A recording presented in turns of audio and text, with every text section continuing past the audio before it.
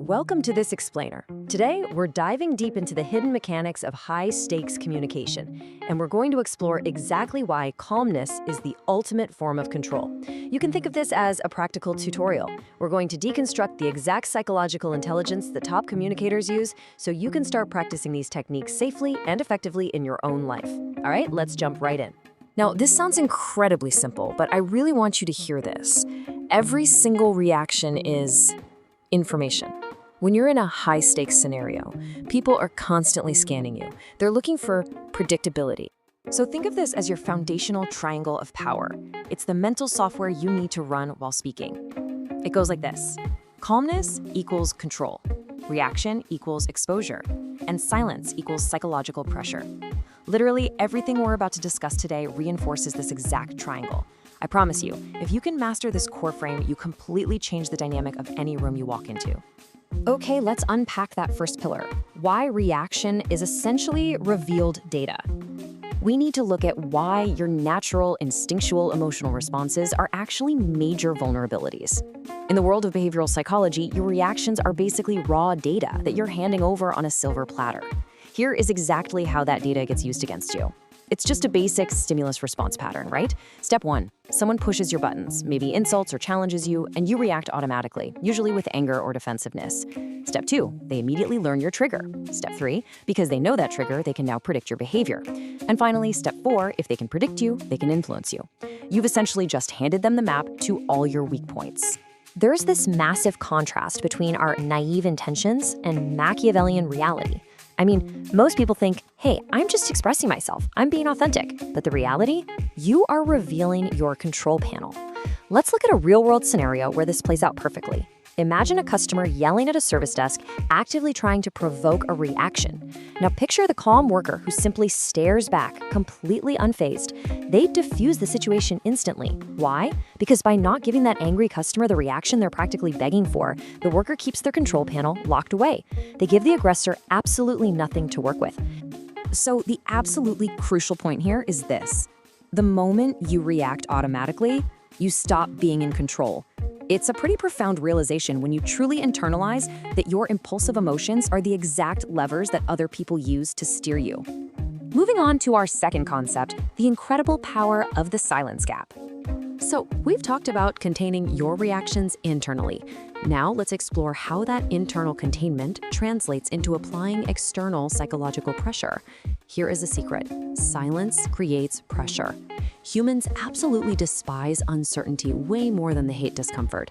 When you stay silent, the other person's brain automatically goes into overdrive, filling in the gaps. Overthinking begins and anxiety rises. Just imagine applying this during a difficult negotiation.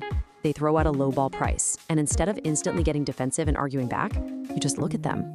Utterly silent, the psychological weight in that room will instantly shift right onto their shoulders. Because your silence forces them to start reacting internally. They start sweating a bit, asking themselves, wait, did I say something wrong? Are they upset? What are they thinking right now? You haven't done a single aggressive thing, but you've shifted the entire emotional load onto them. Now they're the ones exposing themselves, while you remain completely protected. And that brings us to the psychology of the pause, or what we call the delay response. Look, most people operate with their emotion leading straight to an instant reaction. That's your amygdala firing off. But true control, that requires engaging your prefrontal cortex, the logic center of your brain. It goes emotion, then a pause, then a calculated decision. A pause physically breaks your emotional momentum. This reveals the ultimate truth of pacing. Speed equals emotion, but delay equals control. Power lives in the pause. Notice how that brief second of silence just felt right there? It makes the point felt, not just heard. If you control the timing, you control the entire outcome. Okay, on to pillar number 3, the unreadable advantage. Let's explore why masking your facial signals entirely strips power from anyone trying to read your intentions. As humans, we heavily rely on facial expressions, tone of voice, and body language to predict what someone is going to do next. When you simply remove those signals, the other person's brain becomes highly uncertain. And here's the golden rule. What they can't read, they absolutely cannot control. Maintaining minimal facial movement makes you dangerously unpredictable. Unreadability causes people to overanalyze you, become super cautious, and ultimately lose their footing in the conversation. I actually want you to try this out. Think of it as a step-by-step checklist to test this safely in a low-stakes environment. Step 1. Next time you order a coffee and there's a minor mix-up, just keep your face completely neutral. Step 2. Speak in a perfectly even, flat tone. Step 3. Maintain calm, steady eye contact. Just watch how quickly the other person begins to over-explain and backpedal, simply because you aren't feeding them the comforting cues of a smile or a frown. Society constantly tells us, be expressive, be authentic. But in high-stakes situations, being expressive just makes you predictable. Being neutral makes you powerful. Clarity gives the other person comfort, but uncertainty, that creates absolute power for you. Which brings us to the fourth pillar, and honestly, the ultimate form of leverage, the exit mindset. This is the psychology of true detachment. Let's trace this psychological chain because it's fascinating. Step 1, attachment to any outcome naturally creates a fear of loss. Step 2, that fear creates those emotional reactions we talked about earlier. But look at step 3. Detachment entirely removes that fear, which leads directly to step 4. You become uncontrollable. Let's apply this to a specific workplace example. Say you're negotiating a big promotion. If you are desperate for it, your boss is going to sense that attachment and they will hold all the cards. But if you mentally detach, meaning you are genuinely prepared to walk away and find a better opportunity elsewhere, that total lack of fear makes you immune to manipulation.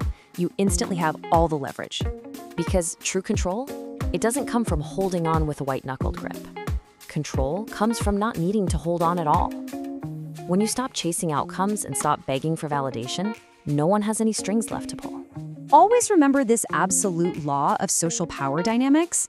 The calmest person in any room is the one who can simply walk away. The one who needs less controls more. So let's tie all of this together into what we call the unmovable state. Look at how combining these principles builds the ultimate high-stakes persona. Let's rapidly stack these 5 threads. 1. Reaction exposes your control panel. 2. Silence shifts the emotional pressure onto them. 3. Delaying your response gives you tactical control. 4. Unreadability completely strips away their confidence. And 5. Detachment removes your weaknesses entirely. When you adopt these rules, you don't just win a conversation, you become psychologically unmovable. Practicing this isn't just about nodding along to the information in this explainer. It's a total shift in how you operate day to day. It's about bringing intentional pauses, neutral expressions, and real psychological weight into your daily interactions. You aren't just communicating anymore.